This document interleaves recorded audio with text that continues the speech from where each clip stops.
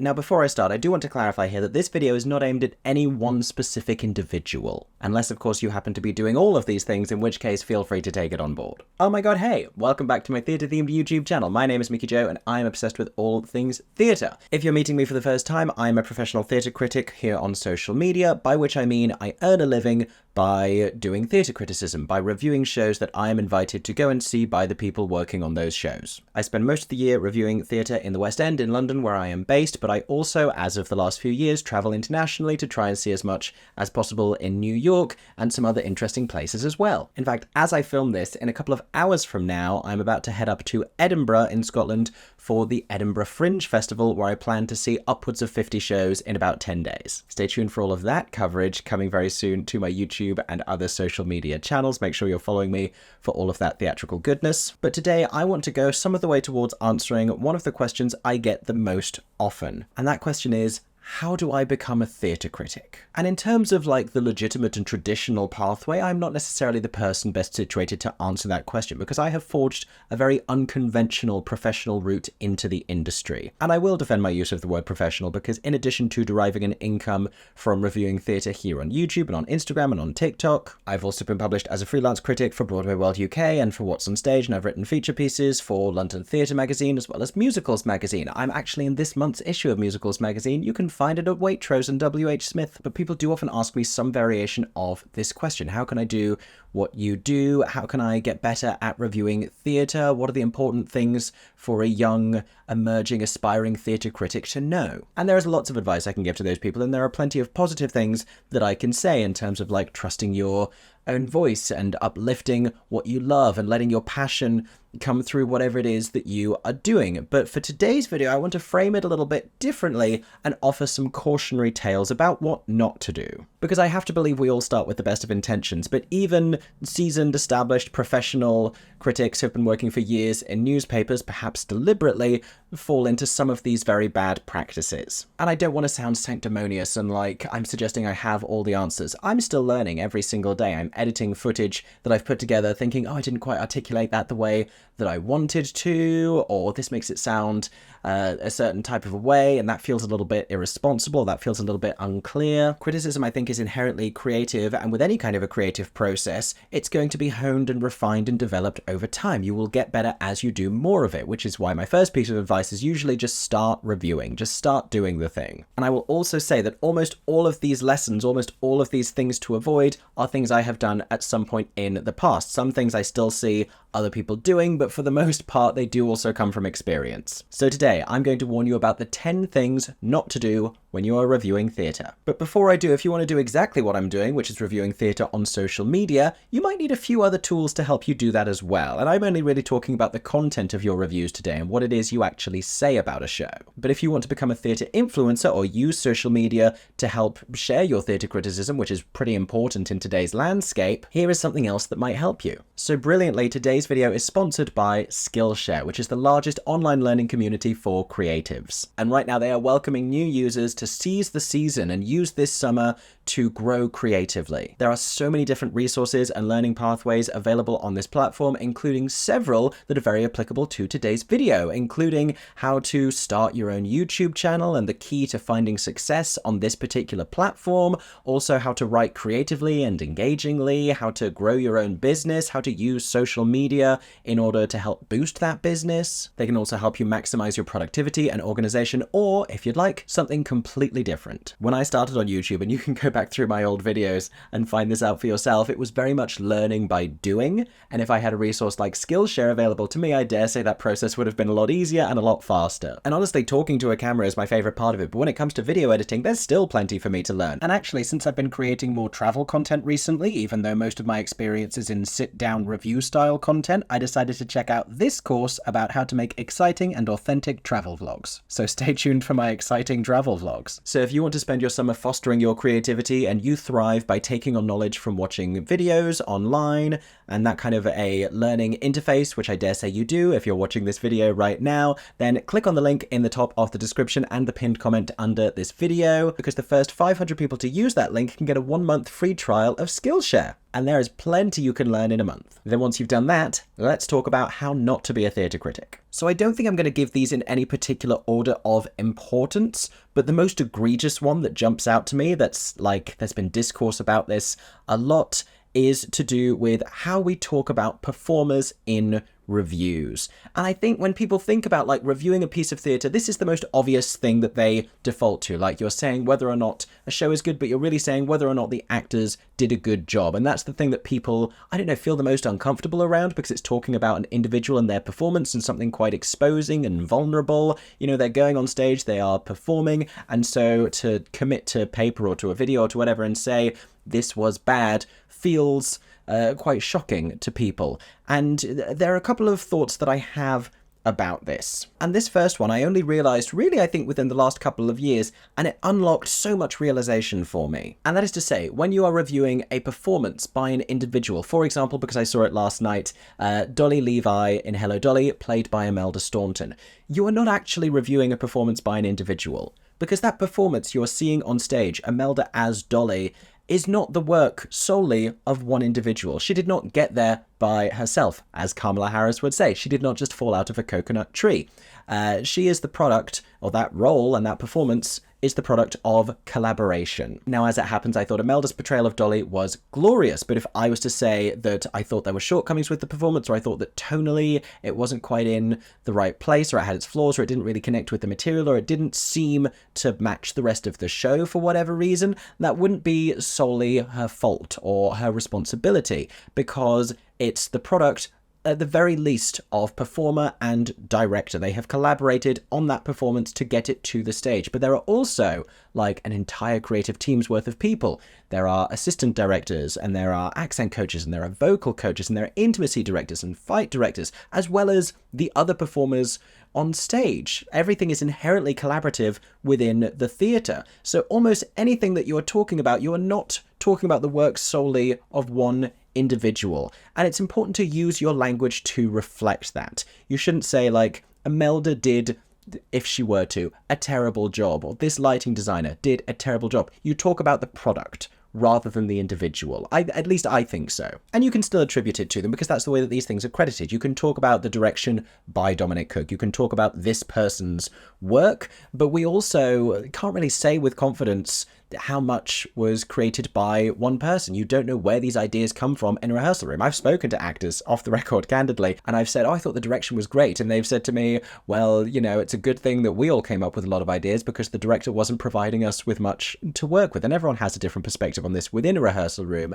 But you can only really talk about the work and what it is that you've seen. You can talk about the direction, you can talk about the show, you can talk about the performance. But if it helps you to think of it like this, you are not necessarily criticizing one person quite as acutely as you might think. And that's something to think about. What is the difference between a performance where a performer is not quite doing a great job, or where they've been misdirected? Now, my next point is the really egregious part of this, which is how we talk about performers, and specifically how we talk about them physically. And every now and then, a really established critic writing for a big newspaper will still run afoul of this, but there is, to my mind, no good reason, and people are going to disagree with me in the comments and you're going to find little examples, but there is really no good reason to talk about a performer's body type. And I can absolutely already hear your comments disagreeing with that and saying, no, they use their whole physicality for the performance and you have to be able to talk about that. And of course you can talk about their physicality and the way they carry themselves. I'm talking specifically about reviews I've read where people are described as being plus size in a way that is unkind, or the other side of that, where people are described as being, you know, very conventionally attractive in a way that, you know, may sound complimentary but still feels hugely unprofessional. And I have read this so many more times than I would care to, so many references to like toned torsos, or people being described as looking like a pudding. And when it carries a negative connotation, of course it's completely gross, but even when it carries a positive one, it does seem reductive. It does seem a little bit objectifying, really, because you're reducing the work of that actor to what they look like. And this isn't to say that you can't talk about the way that they carry themselves and the way that they move in the space and the way that they express themselves, but enter this particular arena with caution. I suppose the larger warning around this is just to be mindful about the way that we talk about individuals and not to level any kind of commentary that feels too personal. Which brings me nicely to my next point. Now, this has to do with how you engage with actors outside of the performance. And the most specific version of this warning I can give you is do not tag actors in reviews on social media, even if it's positive. So obviously, needless to say, if you are saying something critical about a performance, and I'm not using the word unkind, and I will explain why momentarily, but if you're saying something negative about a performance, which I will remind you is a collaboration between the actor and the director, at minimum, it's not just about one person, but if you're saying something negative, obviously do not tag the actor in that to be like, look at this thing that I just wrote about your performance. So they have to see that immediately after they come off stage. But even if you're saying something positive, you don't know whether or not the actor wants to see any reviews. Point blank, plenty of actors just don't want to engage with criticism of the piece during that run. They're going to get enough notes from their creative team. Other people attached to the show are going to be reading the reviews. The PR team attached, the producers, most likely, people will be seeing your reviews. And some people really don't want to. I have known critics who they've said really positive things and they've desperately been like, oh, I know so-and-so doesn't read reviews, but I really want him to read mine. I don't care. First of all, if you are reviewing to get noticed by actors, you are doing it for the wrong reason. Second of all, you don't get to decide whether or not that person has to experience criticism of their performance, because even within something positive, someone can be affected by that, or like they just may not want to engage whatsoever with criticism. And that honestly is my preference. Because personally, and please don't be upset or offended if you have done this in the past as an actor watching this video, I don't really love to have any kind of a conversation about the review with the actors in the show, whether it's positive or negative, because the thing I struggle with is, and it's very lovely when they do this on the few occasions they do this, it doesn't happen all that often, but when someone will say to me, thank you for the kind words in the review. And here is the thing, I do not consider it to be kind, because I don't consider a negative review to be unkind. If I'm reviewing something negatively, I am just being honest. And I'm also speaking from a place of subjectivity. Something about that performance and everything that went into it did not work, did not align for me personally. I'm not saying that to be unkind, I'm simply telling the truth. When it did work, then, I often want to say to these actors, like, we're lucky, or like, we can be grateful that everything worked for me, like that I enjoyed this performance. And it's not luck, of course, it's skill and it's talent and everything else, but it's not out of kindness that I said they were fantastic. I said they were fantastic because they deserved that, because they were, because it all worked, because then within the context of the show and this direction, everything lined up. But just like a negative review is not an unkindness, a positive review is not a kindness. It's just fact. So I struggle to reply to those, and I more often than not just don't say anything. So if you're an actor who has thanked me before and I have ignored you, then that is why. I'm so sorry, and I'm very grateful for, you enjoying my review, just like I enjoyed your performance. For number 4 on our list of things not to do, let's pivot now to something completely different, because we have talked pretty exclusively about performances and actors, and that is something to avoid. Because like I said, this is possibly the default when people think about reviewing a performance, like, oh, how were the actors? Like, was Julian Clary good in it, for example? And we really, when we're reviewing a piece of theatre, like I said, it's a huge collaboration. The actors are the people you see on that stage, but there are far more people in almost every example, backstage, behind the scenes, outside of the theatre, who helped to bring this to the stage. It takes a village, it takes a small army of people to put on just about any piece of theatre, even one that's very small. And so when you are reviewing something, a skill to try and develop and cultivate is the ability to see both the performances and all of the wider creative work around them. And, to see the lighting design is easy enough. To see the set design and the costume design and the choreography is easy enough. It's the direction that took time for me, and trying to really see that and trying to take in the work that's been done. And if it's something like a revival, where it's a different take on the thing and you're familiar with the show, it's easier to glimpse that because you can tell it by variation. How does this compare to the version of Follies that I saw last year? What have they changed? And that, more often than not, is going to be attributed to the director. Something else that's very helpful, if the director or the writer has written anything in the program and had the opportunity to articulate their vision for the show, you may have the chance to see that and go, oh, I absolutely get what they were talking about here, because that particular theme came through very profoundly. I understand that perspective. And so trying to understand and trying to glimpse what a director is trying to say, because they're not on stage, they don't have the opportunity to talk, they're trying to say something, usually, through this piece, and it's your job as a critic to try and figure out what they're saying and if they're saying it well. But back to that previous point, I do think it's important to celebrate the work of every individual who deserves it. I didn't talk about the music team. Oh my goodness. This is a thing I'm probably guilty of more often than not as well. If it sounded fantastic, if you were seeing a musical, talk about the music director, talk about the music supervisor, talk about the band, talk about the individuals who made that happen. If you get a program, and usually if you are invited to review in a professional capacity, you will be given a program, then you'll have this huge list of names of all of the creatives, everyone involved in the show. And if you enjoyed their work, then celebrate them specifically and name those individuals. And even that is really just the inner circle of cast and creatives. Like if you think the casting was really great, you can talk about the casting directors who helped to bring that to the stage. There are so many different things. You can talk about the fight directors, the intimacy coordinators. We talk a lot about costume design, but we neglect wigs, hair, and makeup a lot of the time. And I've seen some terrific wigs, hair, and makeup, and I've just said the costumes looked great. That's foolish of me. On to point number 5 now. Should you know your history? And I think the answer here is more often than not, yes, you probably should do a certain amount of research and homework as a critic. But I think the most important thing from my perspective is to just be honest about whether or not you do. If you are a critic who is seeing a big revival of a musical that has been produced many times and for whatever reason you have not seen it until this latest version and you love it, you really are in no position to call it definitive. Likewise with a performer, if this is your first time seeing a performer who has spent decades on the stage, even if it's a fantastic performance, you're not really equipped to say they're giving the performance of their career, because this is the only one you've seen. This is the only version of that show that you've seen.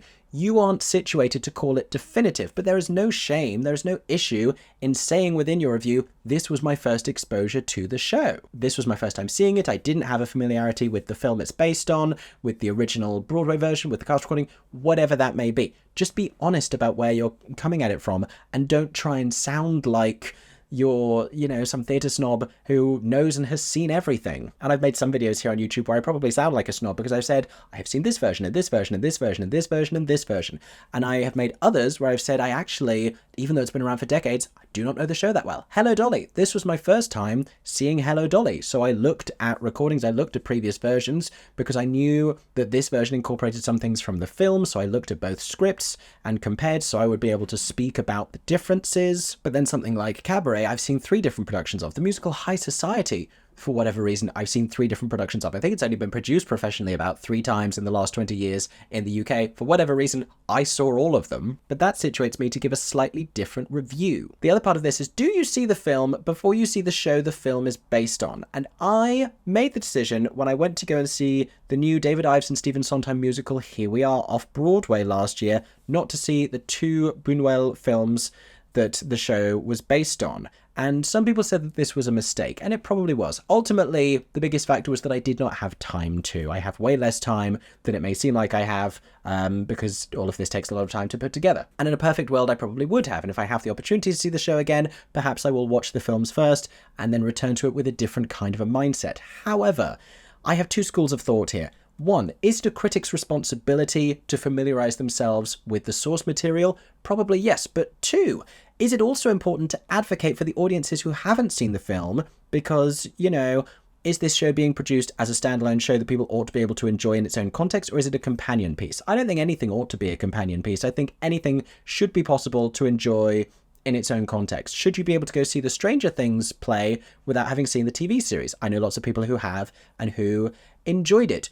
Does an audience need to do their homework? And should a critic not then situate themselves on behalf of some audience members? Which brings me to the next point. Are we on 6? I think we're on 6. And this is about advocating for the audience. And my don't here is, if you were given a complimentary ticket to review, don't forget that for the average audience member, that is not going to be a reality. The audience are paying for these tickets. And so I think sometimes some shows are given, too much of a free pass. Like something is touring, let's say, for example, and it's a cheaper version of the show than has been seen previously. They have cut back on things and it still has a certain amount of charm. You've had a nice evening, but you have to be mindful of the fact that ticket prices are moving up for a lot of these productions. What's on stage is looking cheaper, and it's important to advocate for the audience in this situation who aren't getting free tickets. Let's say it's a family show and they're buying 4 or 5 at a time. I got to go on BBC Front Row on Radio 4 last year and debate the rise of like influencers within the theatre criticism world versus traditional theatre critics. And one of the conversation points on there was around the idea of what is a critic and what is the role of a critic. And you know, from one perspective, it is about the audience and it's about, you know, a guide for them. Should you buy tickets to this show? Is this worth your money? Will you enjoy this? Is this likely to be worth it? And I think for the most part, that is what people tell me they use these YouTube video reviews for. But reviews also have other purposes. There's also the idea of keeping a historical record of something. There's also the idea of appraising something to a standard of quality for the artists, for the industry, for the creatives, for the cast if they choose to engage with it. But it's the audience I keep coming back to, especially as tickets get more expensive, especially as we're in a cost of living crisis, as just being alive becomes more expensive around the world. And I am hugely privileged in terms of the opportunities that I have and the places I get to go to and the tickets that I get to see these shows. And I'm constantly having to remind myself that this comes at considerable expense to many people, and people are not going to have the same opportunities. And I think, you know, it's important. There's two sides of this. You've kind of got to temper your enthusiasm sometimes because you might be getting a lovely night out with a free glass of wine and like there's a carpet and there's celebrities around and like you've got dressed up. And, you know, it's important to remember that just because you're getting that for free and you're getting like treated to a certain amount of, you know, a nice luxurious evening, that's not the same reality necessarily for people who are buying tickets. The other side of that is, and I think this is a problem with professional theatre criticism that none of us can really help, but we have to be mindful of. If you are seeing your 5th show of the week and it doesn't strike you emotionally, someone who is only seeing theatre once a month, twice a year, once every few years, is likely going to feel very differently. I am on occasion really struck by the emotional reactions people have to shows that I found didn't really hit me at all. But if I saw something breathtakingly brilliant the night before, then maybe it's going to struggle by contrast. This is just an unfortunate reality of reviewing, especially in London where there are so many openings, like Broadway in New York work on more of a seasonal basis and they have busy months and they have quiet months. Really in London, it's all year round and there are constantly shows. And so you're at the National Theatre one night, the next night you're at the Menier Chocolate Factory, there's a play, there's a musical, there's something very fringy. You're going between all of these different shows, and what's able to surprise you and catch you off guard is going to be the thing you enjoy the most. And if something's just quite traditionally done and it doesn't strike you, maybe it's less favourably reviewed, but that doesn't mean it's not good and it's not going to still positively impact a lot of other theatregoers. Now, my next point is very similar to that last one, and again, something that only crystallised for me quite recently. There is a difference between appraising the show and the quality of a piece of theatre and reviewing how nice of an evening you have just had. And this is an easy trap to fall into, I think, especially as perhaps a theatre blogger or an early career critic. But reviewing is really not as simple as just saying whether or not you had a nice time. For example, let's say you saw a show in the West End. You were having a great day, cast was amazing, 5-star show. You thought it was great, fantastic. If you see the same production on tour, same set, same costumes, same creative team, different cast, and you feel like they're giving a lower energy performance, you've not had as great a day, whatever, for whatever reason, it just doesn't hit you the same way, does that make it a 3-star show? It might make it a 3-star evening, but if the piece of theatre is the same, then, you know, the cast are only really one of many components there, and for me, that would probably only demote it from a 5 to a 4, but you'd have to really justify why. And we'll talk about star ratings in a minute because that's a conversation all of its own. But you not enjoying it quite as much, the performances not being quite as slick, whatever, does not change the inherent value of the material, of the writing, of the music, of the composition, of the lyrics, of the direction, of the choreography, of the staging, of the set design, of the costume design, all of these different factors. The cast and their performances and their energy level is just one thing. So you might say I had a 3-star night out. It doesn't make it a 3-star show. And what you lose then is that sense of actually appraising the material and the piece and the theatre itself. Something else I want to tack on to the end of that that's also similar to something I was saying before, because otherwise I'm going to go over 10 here. Consider the context of what it is that you are reviewing. Is it a brand new piece of theatre? Is it new writing? Is it a new play? Is it a new musical? And if so, does it feel like, why now? What new? Is it pushing the medium forwards? Is it saying something new? Why this time? What is it saying to this audience, these people in this moment right now? If it's political, is it engaging with the political sphere in a meaningful way? What can it tell us about today? Or what can it tell us that's enduringly valuable at any time? Does it have something to say? And if it's a revival, that's a slightly different thing, because I think it's still important to appraise the material in a revival and still consider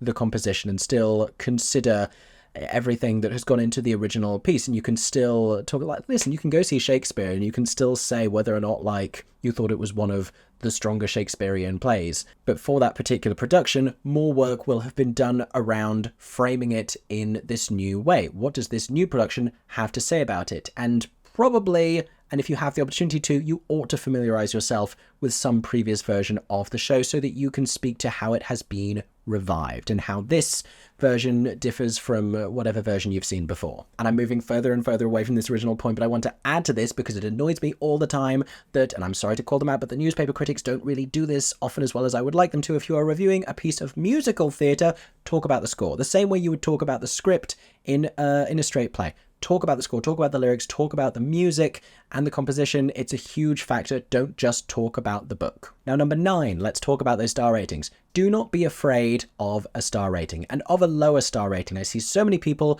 where 3 seems to be the bottom, or people who say like, I try never to give less than a 3, or I try never to give less than a 2. And I think there's a little bit of toxic positivity here, if I'm being completely honest. And you will notice I don't often give star ratings lower than a 3. And on reflection, there are some 4s that I look back on 6 months down the line. I think they probably ought to have been 3s if I'm being completely honest. But here's the thing about a 3 out of 5, and I used to be a maths teacher, so I'm going to get very analytical with you here. 3 out of 5 is the equivalent of 60%. It's better than half. It is still good. And everyone, I think, has a slightly different perspective on what each of these star ratings mean. But for me, out of a 5-star system, 5 is extraordinary. And not necessarily perfect, because I like to think of it as anywhere between 80% and 100%. Like, you can have like an 80% 5-star reviewed show where it's not perfect, but my God, is it doing something phenomenal. Particularly, I've seen theatre that's a little bit rough around the edges and things could be refined and things could be honed, but just struck me and were just so brave and so innovative and so new and so vital and so necessary,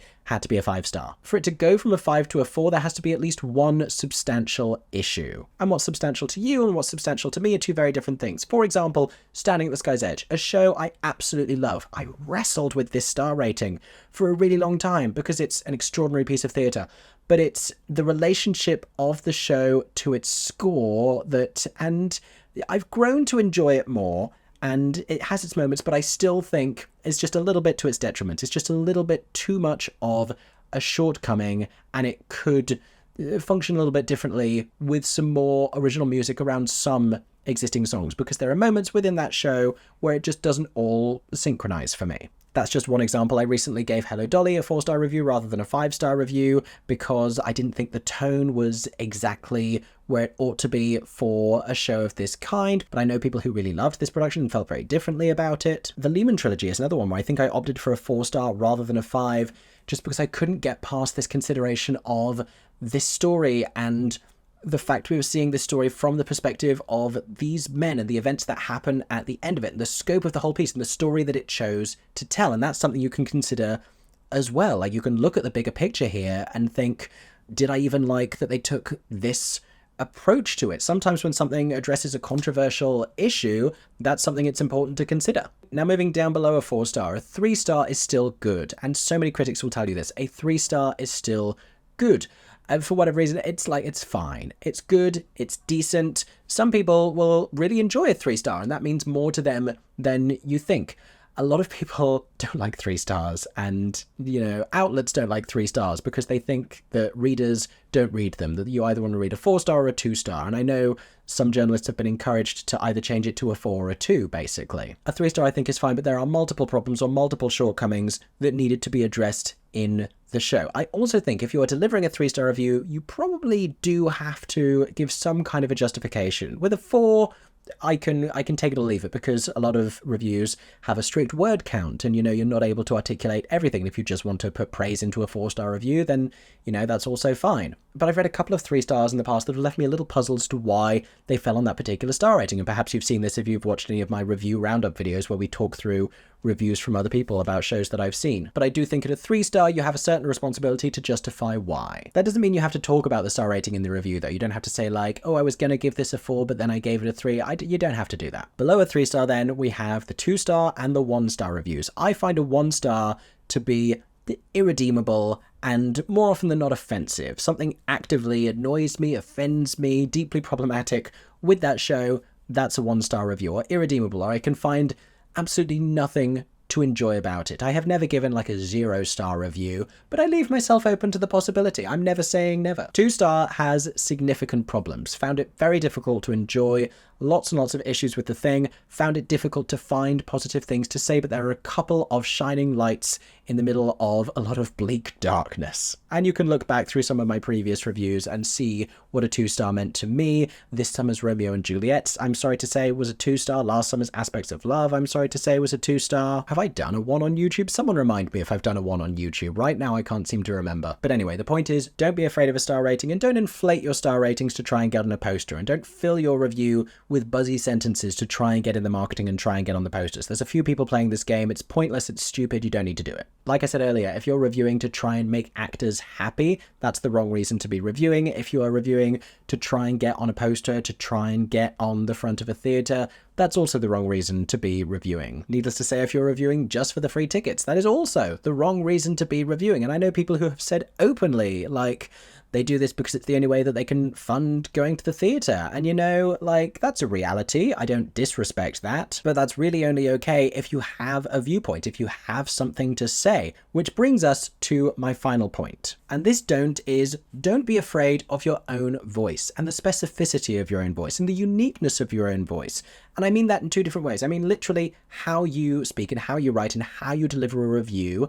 And I'm really determined to demystify a lot of the kind of pretentious language used in professional criticism. And I think even in the last 10 years, this has changed immensely because some of the traditional long career critics have retired and have left the industry, and the people who are coming through and the outlets who are coming through and the kind of changing face of theatre criticism has meant that voices have diversified more and things are starting to sound a little bit more down to earth. I'm constantly wanting reviews to sound more like the conversations people actually have in theatres, outside, after the theatre, a week later, the way that people actually talk to the people in their lives about the shows that they have seen. I also think there is space for gorgeously written and poetic and compelling theatre criticism, but I do long for there to also be plenty that is down to earth, and I don't want anyone to feel off-put because they don't think they write well enough. As long as you can articulate your opinion, you can do it. And the other part of this is how you choose to articulate that opinion. Needless to say, I am a theatre critic who talks to a camera, who makes video reviews here on YouTube. I was not the first person to do this. The Breaker-Leggers were doing this here on YouTube before I did. I'm not the only person to do it on YouTube right now. There are a handful of other people who make YouTube video reviews. There are now more people, since I started doing this, who make video reviews on TikTok, on Instagram. And I think that is fantastic. Social media is a brilliant resource for sharing your perspective, and it's a resource that people enjoy engaging with. All I've been hearing for the past few years is how criticism is dying, and newspapers are pulling their arts criticism pages, and the critics are getting laid off, and there is no money to be had in theatre criticism, there is no jobs to be had in theatre criticism, and at the same time, I have been finding a certain amount of financial success, honestly, and leveraging a position for myself in this industry using predominantly YouTube as a tool in which to do that. So while others may tell you otherwise, if you want to be a theatre critic on YouTube, if you want to be a theatre critic with a blog, if you want to write for a newspaper, whatever it is that you aspire to do, whatever it is that makes sense for your voice, do that. Maybe there's a completely new, innovative way of creating theatre criticism and bringing it to people that I haven't even thought of yet. Maybe the future of theatre criticism is going to look like this. Maybe it's going to look completely different to this. I can't wait to find out, and I would love to see a whole new generation of excited, passionate, inspiring theatre critics bringing your own unique voices to this industry. Because guess what? We need more voices, and we need a wider diversity of voices. It's all very well me being like, I'm different because I use YouTube videos. I'm still a white man, and we need more theatre critics who can talk about disability access. We need more theatre critics who can talk about trans issues. We need more theatre critics who can talk about the non-white perspective in an industry that still in many ways centers whiteness. So if you're someone who has a perspective and has felt reluctant to share it, I'm here today to embolden you. Share your thoughts with us. Tell us what you think. write that review, make that blog, start that YouTube channel. I personally cannot wait to read, see, or watch it. Now, I could go on, but I think that is just about enough to leave you with for today. Share all of your thoughts in the comment section down below. There are plenty more do's and don'ts when it comes to theatre criticism. I've probably forgotten some really big ones. Maybe I'll make another version of this video. If you have any other questions related to this topic, I've really enjoyed talking about it. So let me know in the comment section down below if there's anything else you would like to know. And if it's a shorter question I'm more likely to be able to answer on TikTok, go and comment it on one of my TikTok videos and I will make a little video answering it over there. In the meantime, thank you so much for watching this video. I hope you've enjoyed. I hope you found it informative or interesting, even if you're not someone who wants to be a theatre critic or wants to write reviews. I hope that you've enjoyed listening to me talk about it at least. And I hope as always that everyone is staying safe and that you have a stagey day. For 10 more seconds, I'm MickeyJoTheatre. Oh my god, hey. Thanks for watching, have a stagey day. Subscribe!